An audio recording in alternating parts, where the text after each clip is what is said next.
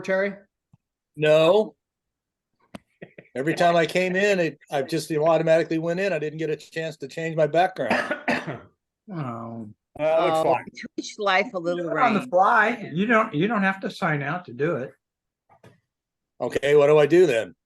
Just go over there where it says stop video and it says choose virtual background, and then you there it goes. There he goes. I'm kind of excited now to see what it's going to be. This is a hell of a Yeah. build-up, I can tell you that. Yep. And when he comes back, we'll tell him we're all wrapped up. Yeah. He All might right, he's still there, Terry. Yep. Oh. So be careful what you say. Why didn't it take? Oh, there it is. Yes. We could start. I mean, For those of you waiting at home, we're experiencing some technical difficulties on the website Hey, did, with one of our footage. There we go. Oh, There we go. excellent. this might ratchet down our followers. Oh yeah, that's true. we're gonna go from 3 to 2? Yeah. That's a 30% drop. Okay, that's So what do you got there? You got Rudolph in two different pictures. Yeah. Well, that's the self-portrait. He's doing himself. Yeah. Yes. I thought that part might appeal to you, Terry, that he was an artist. Hey, if I'd have known it was about an artist, I would have chosen it a long time ago.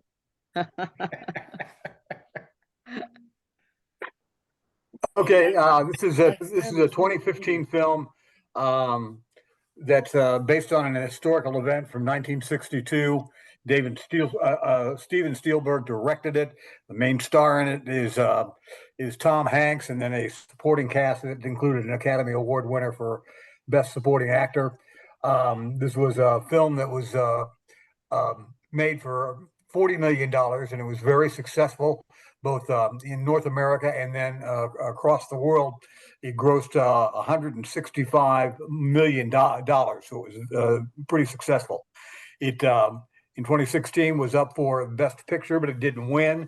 The Best Supporting Actor, Mark Rylick, did win the Best Supporting Actor award. It was also up for Screenplay, for Musical Score, which I find interesting because I didn't think the score was that dominant at all, for Production Design, and for Sound Mixing. And the screenplay was done by Matt Chapman and Joe and Ethan Cohen. The screenplay, the Cohens were brought in, according to Wikipedia, to punch up some of the dialogue, especially at the end of the script, which I think what they did was probably, according to Wikipedia, make the dialogue less wooden and less stilted. I think one example of that is that when one of the Soviet folks at the Soviet embassy is concluding their talk with Donovan, he mentions, next time why don't you wear a coat, in response to the fact that he left the coat. I also thought that the entire dinner scene at the Donovan household, where his assistant second chair guy comes over with the law books, and Donovan is telling his wife and his family that he's only considering taking the case, and then the second chair guy blurts out, "Well, yeah, we're taking the case. That's why I'm over here." I thought that was a nice light piece as well. As far as accuracy of this movie, the event of the exchange of Francis Gary Powers, U-2 pilot, for a spy actually did take place in 1962. However, inside of the movie, Donovan did not have his coat stolen by any street gang members over in East Berlin.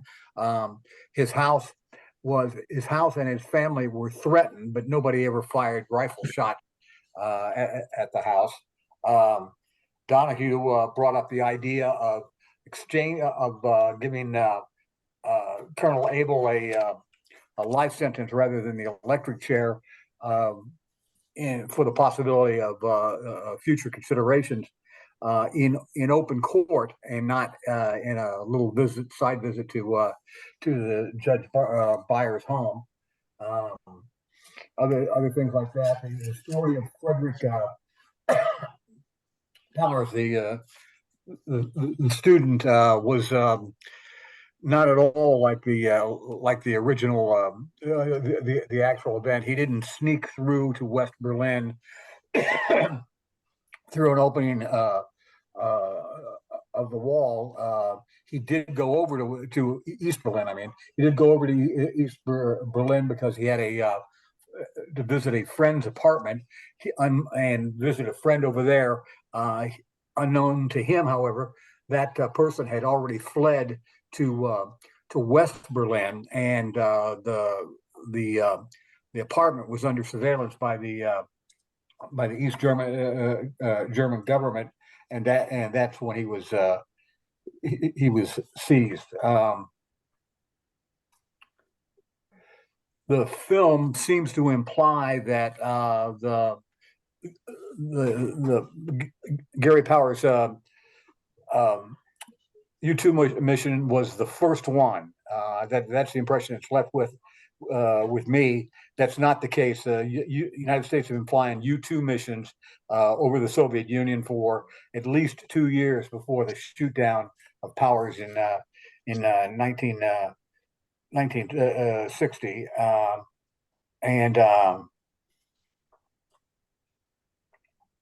it was also one of the first opportunities. Eisenhower was the president when this happened, and the American cover story about this being an American weather plane that got off course fell apart pretty quickly, and it was one of the first times, and it seems odd now for me to say this, but it was one of the first times that Americans realized that sometimes their presidents lie to them. Yo. So you said Eisenhower was the president. I assume you meant, or maybe you said, when it first began, because clearly in '62 it was Kennedy. Right. When the event happened, Eisenhower was still in office because it was May 1st of 1960. Kennedy wasn't elected until November, and then Took office in January. Yeah, exactly. The Secretary here, James Donovan, was born on February 29th in 1916. He was a leap year baby. He was in the Navy in World War II. Worked for as a general counsel for the Office of Strategic Services, which was the precursor for the CIA. He was also the visual presenter at Nuremberg. So the films and the pictures that they would show up as part of the evidence at the Nuremberg trials of the Nazi leaders, he was in charge of making sure all that was done in a correct order. Rudolph Ivanovich Abel's real name was actually William August Fisher, and he was born in Newcastle, England, to Russian immigrants there. His father, interestingly enough, was a close associate of Vladimir Lenin in St. Petersburg. Fisher was born in 1903. He moved back to Mother Russia in the 1920s. He was in the U.S. military and then their foreign service, and then he went back into the military, into the formal military for World War II. He had several different postings in the West as a spy before he was posted to New York City. He was part of a small spy ring of 3 people, and he was discovered by the Americans because one other member of the spy team was seized by the Americans in a kind of unique espionage case for the time, and he gave Colonel Abel up to the Americans in that he served He was sentenced to 30 years. He served about 4 before the spy swap. He died in 1968 at the age of 71, and it was only at that time when he died when when his real name was revealed, not as Colonel Abel, but as Fisher. He was clearly a smart man. In addition to English and Russian, he also spoke German and Polish and Yiddish. A couple other things, just real quick. This was the first swap of its kind between the United States and the USSR in terms of espionage agents. There have been many others since then. I think everybody remembers that the most recent one involved Brittany Griner, who's the American NBA basketball star that was released late last year. She was traded for a guy by the name of Victor Boot, who was a notorious arms smuggler. In fact, part of his biography is the basis for the Merchant of Death movie that Nicolas Cage starred in a few years ago.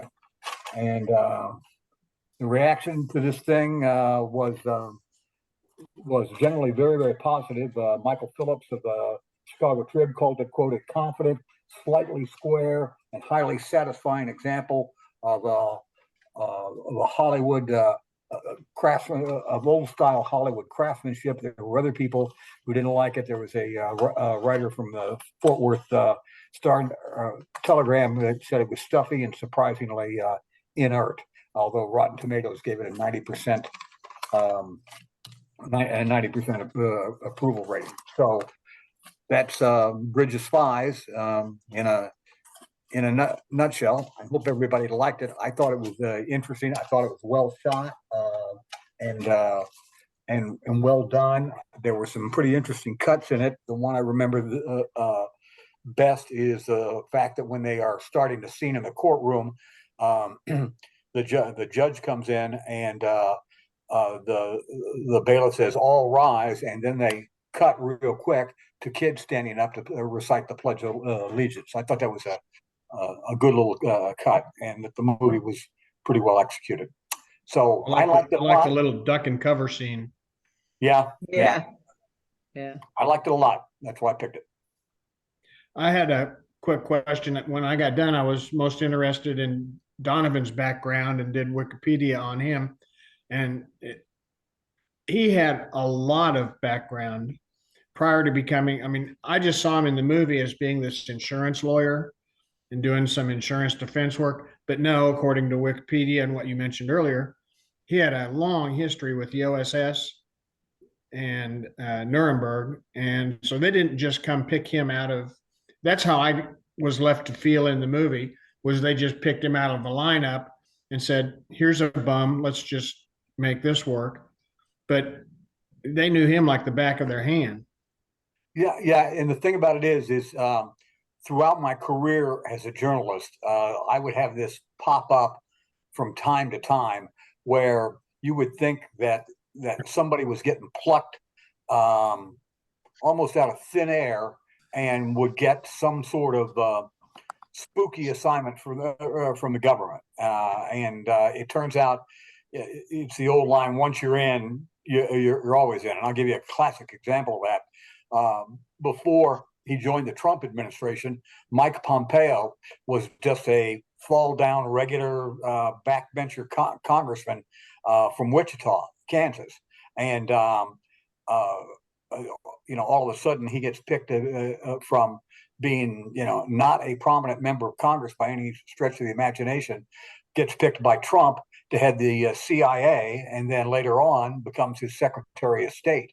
And there are all sorts of people like this that I can think of that I've met through my career, that once you're in, and the government or an intelligence agency will come back, and if they feel like they need your skills, they keep an open book on pretty much everybody. The case in point that they knew about him, Mike, was when he was in Dulles' office and Dulles knew how he took his coffee. You remember that? Yeah. Yeah. Nescafe with 2 drops or 2 Yeah. Lumps of lumps. sugar. Yeah. I hadn't seen the movie before. I thoroughly enjoyed it. I thought it was well made. Hanks is a brilliant actor, but I found it, even though it belied its length, 2 hours, 22 minutes or whatever it was, didn't seem like it. I thought it moved well, and it was very, I found it very engaging. I enjoyed it from start to finish. I thought it was a good flick.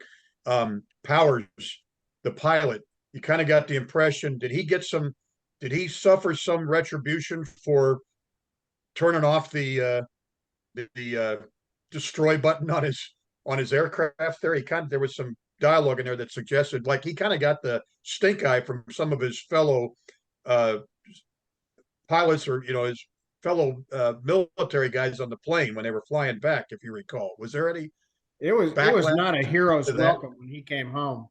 What's that? It wasn't a hero's welcome when he came home.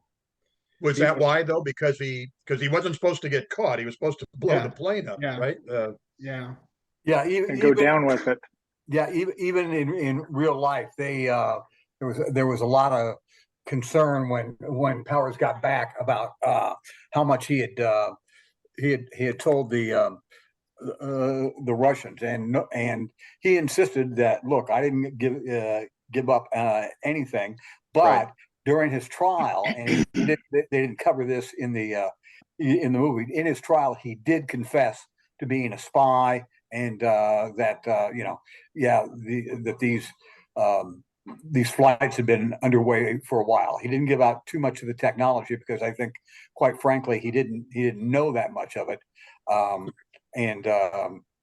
But yeah, he got. There was also some that accused him of flying way below his threshold, that there's no way those ground to air missiles Oh yeah, right. could have got him. And there was some, At 70,000 feet, they wouldn't have there's got some him. conversation that he had gone down to 32,000 feet. Now, whether that was an assignment or, I don't know. But Now, when this was not the first surveillance flight, and far from it. It was the first mission of its course, where they were going to start in Pakistan and try to fly over basically the eastern third of Russia and have him land in Norway. So that was new, and then the whole idea of aerial photography like this went away just a few years later, because they were able to start putting photographs up in space, and shooting actually better pictures from space than they were getting from the U2 satellites, U2 planets.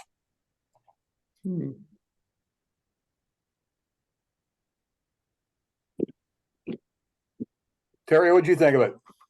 Oh, I liked it a lot. I really enjoyed watching it. Yeah, I don't know how I missed it when it came out. I don't know what I was doing then, but it was really enjoyable. Well done movie. I didn't remember it when it came. Did you see it when I it don't came remember out? hearing of it ever. Yeah. Did everybody else heard of it before? yeah. Oh yeah. Oh yeah. I liked it. I watched it the second time, but I liked it the first time it came out. And a lot of things that I didn't know, it was just informative to me about the things that were happening, and how different things are today. Someone like Donovan that has a sense of what's the word I'm looking for? He's just Ethics. thank you. Yes, ethics. He's just has these ethics about him that, to me, and of course in my naivety, screams American, that he has this ethics and he wants to get the kid back as well as make the exchange. And I just don't know if that would ever happen now. And that's the awful part about it for me. It was like this guy was, had such a sense of right, not righteousness, but just, let's get this kid home and let's get Gary Powers home. And I'll do whatever it takes to do that. And, it was So is just, he Jack Smith's role model? yeah, yeah, kind of. Yeah. It's just hard to see that happening now. I don't think that ethical standard exists by and large. Yeah. Anymore. I think it's the exception of the rule. I think you're right. Yeah. Yeah. And that's the That really came up during his conversation with the judge. It's like, we want to be exemplary of the American principles. That's how we are supposed to look to the rest of the world. And the judge was like, well, this guy's a spy. Let's just throw him in the slammer or kill him or something. Yeah. And he stood up for the constitutional rights that were supposed to be granted to whomever. And that was really a strong part of his ethical foundation, I think. That was no easy call for the judge either. No. And not only did he stand up for the ethical cause, he saw into the future that this guy would become a piece for a trade. He saw it all. Yeah. And the judge digested that for a little while, but when push came to shove, he understood the gravity of that. Yeah. Yeah. Yeah. He was thinking, he was a forward thinking guy for sure. I don't know. I guess we don't have those kind of people anymore. No. Well, that's how the insurance industry is. They're always thinking ahead. It's an actuarial deal. Yeah. Yeah. Exactly. Who's going to die when? Yeah. Okay, Well, so the first time I heard the judge's name, I didn't hear it correctly. And his name was Mortimer Byers, right? Okay. Well, I thought his name was Mortimer by us. Okay. Okay. And I went, okay. Oh, please. Yeah. Yeah. Yeah. Yeah. It's funny. okay, I know this is not on subject, but it's a movieism.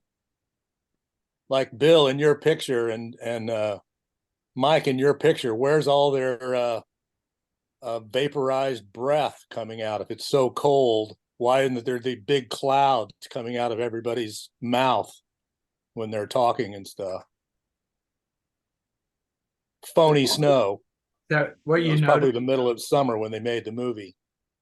Well, in some of the indoor scenes, they've got people whose breath are condensing. Because I noticed that they were in rooms that apparently didn't have much more than 50-degree heat in them or like that. But and I don't remember if I could see their breath on this or not. Well, I mean, think when he lost his coat, believe his breath was showing cold, wasn't it? I think so. Yeah, that really made you feel cold. That whole sequence, thought, oh man, he's uncomfortable. That's cold. This is hostile territory. Yeah. Yeah. And then the guy who said, oh yeah, you lost your coat. Yeah, that coat was from wherever, from Saks Fifth Avenue. Saks Fifth Avenue. Yeah. Avenue. You know what code was stolen? Yeah. It's like his guys had done that for him. Yeah. And And then he had the cold all through the rest of the movie. Mhm. It was always sniffing, and he had a cold. Yeah, because of that, having no coat. Now, correct me if I'm wrong on this. you are muted. But Mike, you are muted. I wonder if he even knows that. No, he's not. No, I'm he's not. not. No, he's not. No. No, I was when I had to go chase my dog. I just said that Oh, he okay, had, that Mike. had everybody Wrong was Mike. sniffling in the movie. And I guess that was to indicate it was a Cold War. Oh, yes, Oh, yes. here all week. Very good, very good, Mike. Yeah, Tip your waiter. He'll be here all yeah. I'll let myself out. Now, hey, now Yeah. is it just me or the fact that Donovan wanted Nescafe seems like a extremely weak kind of piece of BS. I think coffee drinkers in the late 50s and early 60s were probably, Folgers or Maxwell House people or some derivative but- thereof. Well, Nescafe was instant. Right, exactly. That's what I'm talking about. Right. Yeah, and I do believe that. Well, I wasn't there, but I do believe that people were, there was the percolator. Everybody used a percolator back then, not a drip coffee pot, but a Right. percolator. And Nescafe was like this. It was the big transition of something that's making things better. And Nescafe, I know a lot. Well, I remember a lot of people using Nescafe because it was kind of like, what was that? There was another one.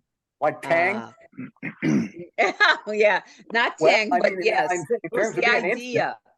Yeah. It was the idea that things have gotten better because we can do this fast.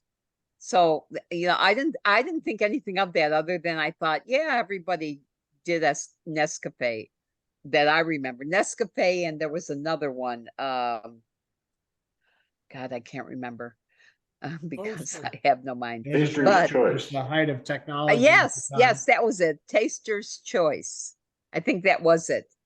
Those were the two that were so popular, and it was like the step beyond percolating coffee. You made it instant, and now you were like, part of the new kids on the block, I guess. Yeah. According to the Nestle website, it was Yes. launched April 1st, 1938. It was the first soluble coffee product launched in Switzerland. Oh, okay. Yeah. For those of you who like Nescafe soluble also, coffee. it was a recognizable word that they could use over for people to say, oh, you take Nescafe like this. So Yes. that gave that familiarity piece to the various settings in which it was used. So I think that was part of that. Mhm. And it could be just a promotional, put Nescafe. I think Nescafe is still being sold, is it not? Or am I wrong? No, sure it is. It is. I think you it may is, know yeah. this, Donna, a lot of Mexican American restaurants don't have real coffee. You get instant coffee. So Oh, Nescafe and Taster's Choice are usually what you're going to get. didn't know that. Okay. There's a Yeah. fast fact. wow. You can buy it on Amazon to this day. I just found it. I thought his legacy was interesting. This guy, I mean, little blurb, it was the beginning of really understanding that what an important character he really was. But would they say he went down there to Cuba and got like was it over 1,000 people? No, he was Yeah. down there. He was down there with the goal of an aim of bringing back 1,000, and ended up bringing back over 9,000. Yeah. Yeah. From the Bay of Pigs. Yeah. It said that he had remained on as the president's negotiator for situations like that. So Yeah. must have got into. One thing that struck me the second time around was he said something like, we caused these problems, and so we have to solve them. And that's something you don't hear from politicians very often. I guess that's got to No. be somebody in the behind the scene. We have a responsibility to these people because we put them in this position, and so we've got to go to extraordinary lengths to get them out of it. And Yeah. it just seemed to make so much sense the way he was putting it. Hanks Yeah. was, of course, great in that role. He was Quick. And Kennedy himself um, felt like he was responsible for the erection of the Berlin Wall, because in May of the Berlin Wall was built in August of 1961. In May of 61, he had his first summit with Khrushchev in Vienna, and it didn't go well for Kennedy or the Americans. And at one point, told Khrushchev something to the effect of, "Well, we wouldn't throw up much of an objection if there were some sort of restrictions on people leaving East Berlin, because the Americans and the Allies at the time thought that Berlin was a potential flashpoint for a nuclear war." And so Kennedy always thought that he probably gave Khrushchev a signal to tell the East Germans that, if you want to put up a wall to stop this problem, we're not going to object to it, because there were over 3 million people. I discovered this reading a little bit about it. 3 million people from East Germany crossed into West Germany and the Allied sector between 1946 and 1961, and they were having a terrible brain drain. 10% of their working age population, especially in the hard sciences, fled East Germany, because it was East Germany, and it wasn't very developed and wasn't going to be very developed, and until they erected the wall, there was a streetcar line, a Berlin streetcar line, that went from the British and American and French zones over to the Russian zone in East Berlin, and lots of people just got on it and never came back, and so they were having a terrible brain drain, and that was one of the reasons for the wall. Yeah. Jeff Arthur, what was your impression? Sure, my microphone's working. Is it? Can you guys hear me? Yeah. Yeah. Oh, cool. It always seems like it doesn't work, but so I'd never even heard of the movie before, but I enjoyed it quite a bit. I've always liked Tom Hanks, and for whatever reason, it struck me watching this movie of all the vehicles and stuff that are in it. And what a tremendous job it must have been for the prop person or the set person, whoever does that, to get all these vehicles. I mean, there were dozens and dozens of them. I noticed one of the taxi cabs looked like it was just like pristine new, but probably because it was some collector's car. But I mean, just all this setup was really realistic, I thought. And yeah, I enjoyed it a lot. It was a great movie. They all came from Jay Leno's garage. Yeah. Yeah, you see, I think when Chevy was finished with their classic late 50s Chevy Right. line, Impala. they sold it to Romania, the whole line, the whole production line. They sold it to Romania or maybe it was Albania. I think it was Romania. And for years after that, you could get a brand new Chevy Impala from Romania, because they were the ones that were making them. Wow. Now, Yeah. it was going to cost you $125,000 to import it back to the U.S. That's right. That car scene where the attorney had Tom Hanks more or less captive and was speeding down the street, the kind of icy street, and the police eventually caught up with him. That was an intense scene too. And that car was a kind of a sporty but old car. That was another nice example of them finding good stuff to Yeah, it was. show. Yeah. Yeah, That was an old I thought that Volvo was a sports Volvo. car. Yeah, old Volvo sports car. No, I think it was a great mix of, It was an awesome car. yeah, it was a great mix of tense action, but then lots of places to breathe and even laugh. And I think that's Yeah. what really made it. It was the right combination of all of that. It still had the spy versus spy feel to it, but at the same time, there was a little bit of humor along the way, and lots of opportunities for wisecracking. And the Coen brothers did a great job of snapping up the script. I remember seeing that when I first saw it. I saw them go by on the credits, and I went, "Oh my gosh, the Coen brothers wrote this? What?" And then I later found out that they had, polished the script, as they call it. I don't know if this is attributable to them, but there was a exchange that happened like at least 3 times. The last one I recall when they were on the bridge for the exchange, and I think it was Abel would say something like, or Hanks would say something like, "Are you worried?" or something, and Abel would always say, "Would it help?" It was like Yeah, every would it time help? they have an exchange. Yeah. That was like a running joke throughout the It whole. Yeah. was, yeah. Mhm. It It was. was a running Should joke. I be but it afraid? was- I don't know. Maybe that's what it was. Yeah. Would it help? Yeah. Yeah, would it help?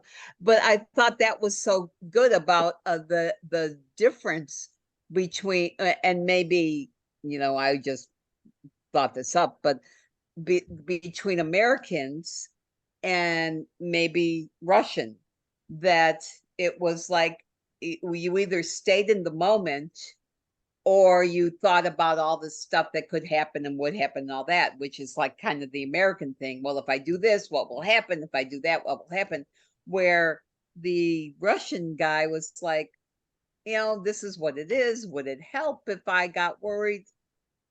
And I just, I love that little tete-a-tete between the two of them.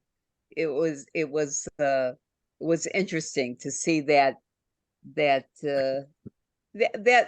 it's not going to help if you get worried or if you get nervous or whatever that is. It's not going to help. Yeah, One thing I noticed. I took I'm that sorry. more as of a Yiddish approach to life. than- Yeah. than, You than could Russian. be. Yeah. It wouldn't fight. Yeah. Exactly. Yeah.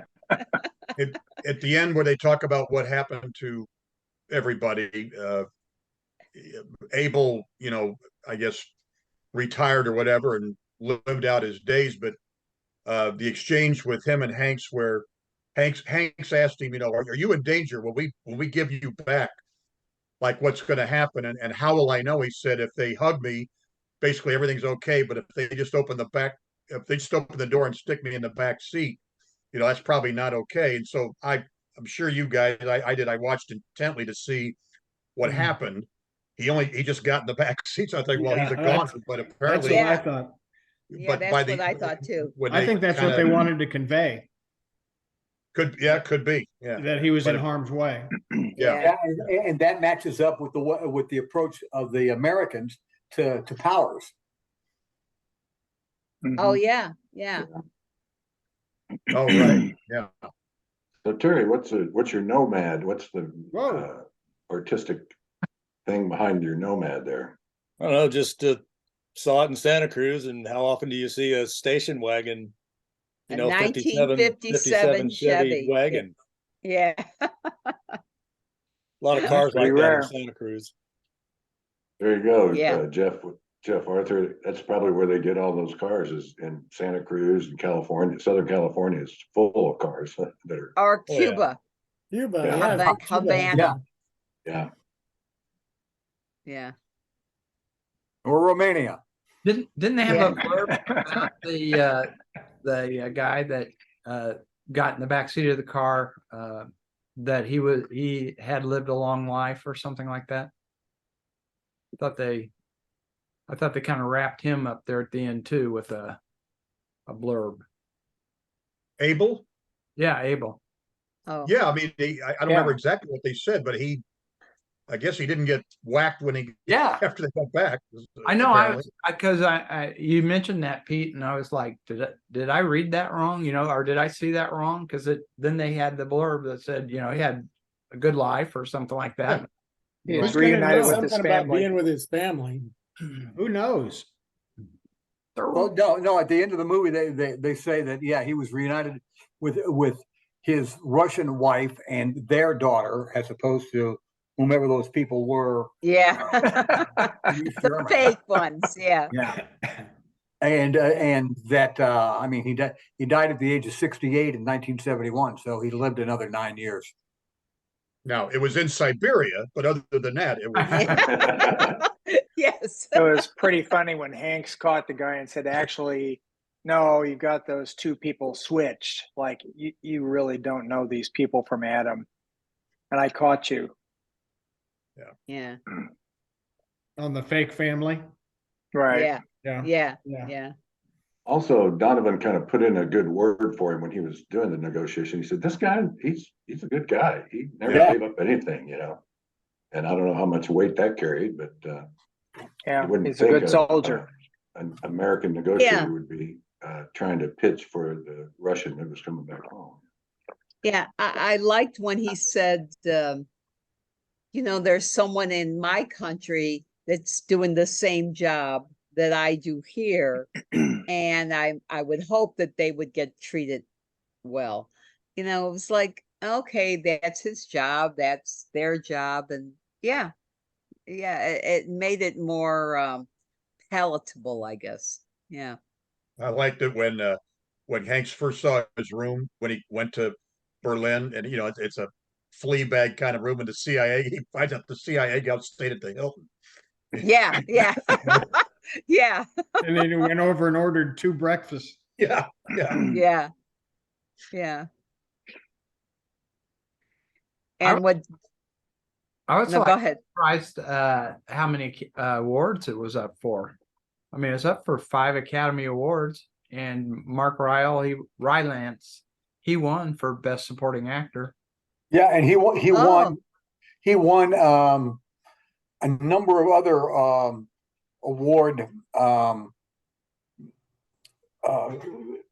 award series for best actor. He did very well. He probably won at least 3 more. Academy Awards? No, but No, just other during people award that year, season. other award No, groups also singled him out and gave him their best supporting actor award. Like BAFTA or Yeah, Cannes Oh, or I see. Yeah. yeah. Golden Globes. I mean, he looks so familiar, but I'm not real familiar with him. No, me neither. And you know what Jeff has in his background, the boss isn't always right, but he's always the boss. I thought, oh yeah, you know, that says so much. You know, And it's that like, also yeah, seems real. That also seems real Yiddish to me. yeah. You know? Well, that's right. I think he's So- actually a Buddhist. Well, yeah, that could be, yeah. Yeah. I think it was a Light great day. pick, Mahoney. Thanks. Yeah, He was yeah, in. thank he you. was Glad in I the- like it. He was in the trial of the Chicago 7 in 2020. I know we watched it. I think Mike. Yeah. Oh, yeah. picked Oh, that was amazing. Yeah. I can't remember. Oh, he played the defense lawyer. He Was he played, Rennie Davis? huh?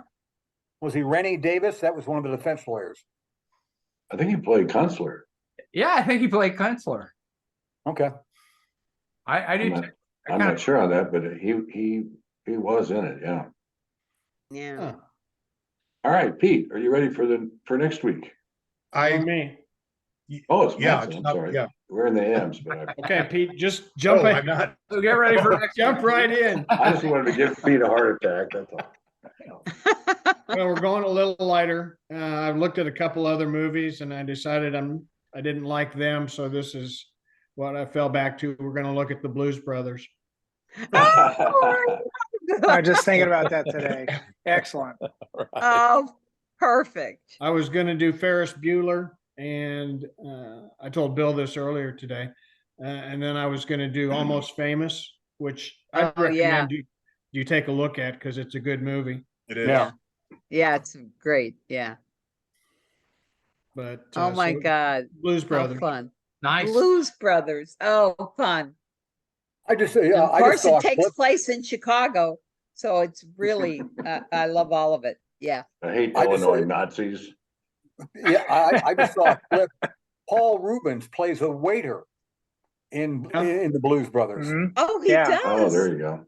He just Oh, passed boy. away, right? Yep. Yeah, Today. yeah, he Or did. yesterday. Whatever. Yeah.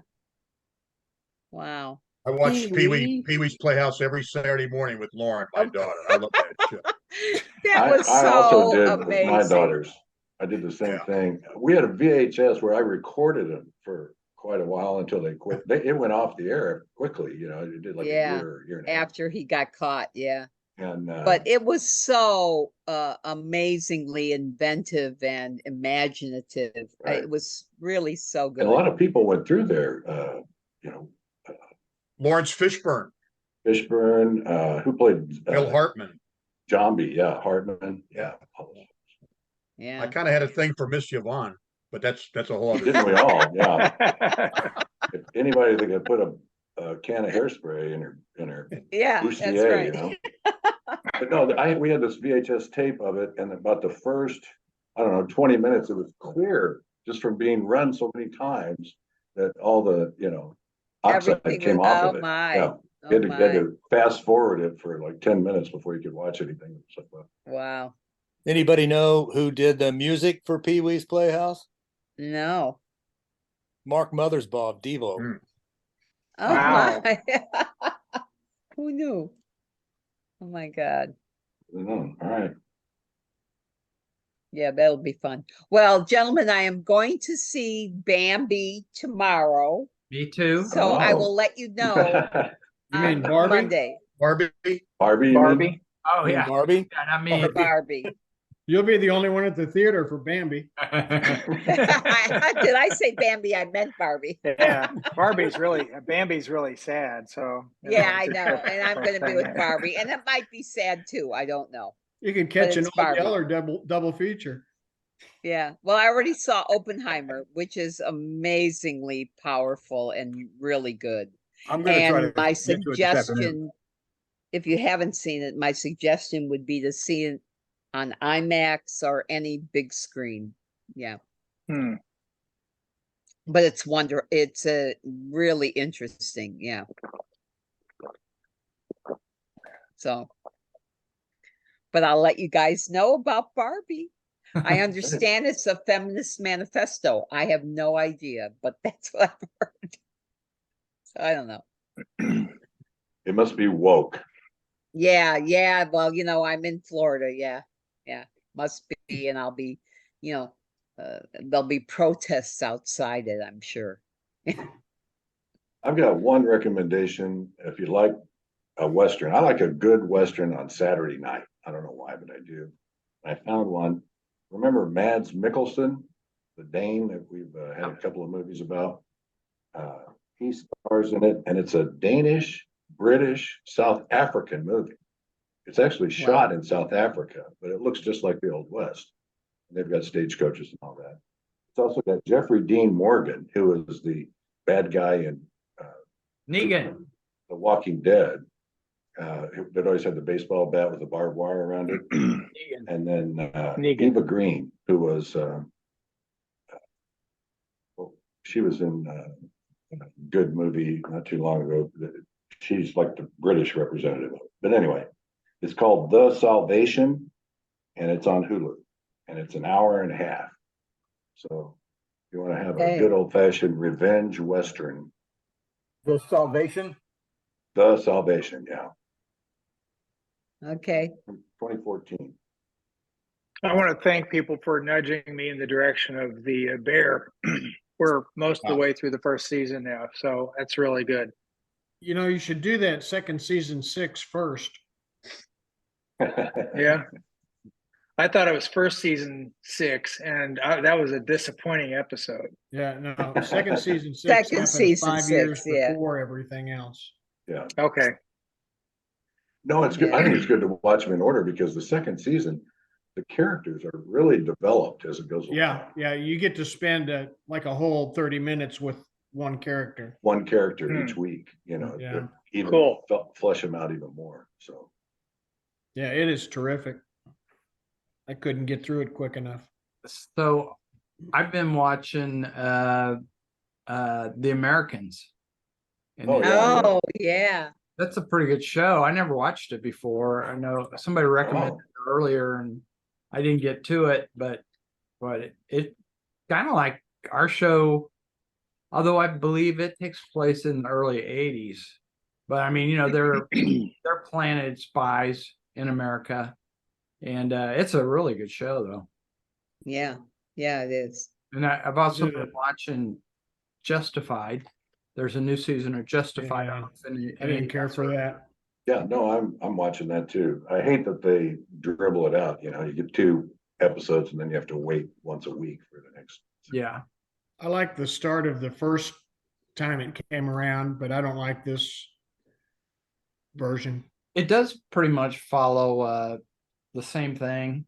There's a really awful bad person, Yeah, and he finally catches up with them or something. except he's in Miami now instead of Kentucky. But I want to mention, No, he's in Detroit. yeah, Oh, he's- that's right. He started in Miami, then they end up in Detroit in that first one. I want to mention though, we were talking about our movie, and we were talking about how there's no modern person that's anything like this guy. But 60 Minutes, they did a thing on, isn't his name Bill Richardson or Bill, the former governor of New Mexico? Yeah. Oh, yeah, He's become quite the negotiator. yes. Uh, Yeah, he was a diplomat then afterwards, right? yeah, He was the UN ambassador for the U.S. yeah. Yeah. So he's been pretty talented in this area. But anyway, I was just thinking about him as we were saying. There's nobody today that matches this guy. He might come close. I don't know. Yeah. Yeah, maybe. Anything else? No, I I'm, started watching. Go ahead. Well, I was just going to say we're going to cut out and start dinner. That's all.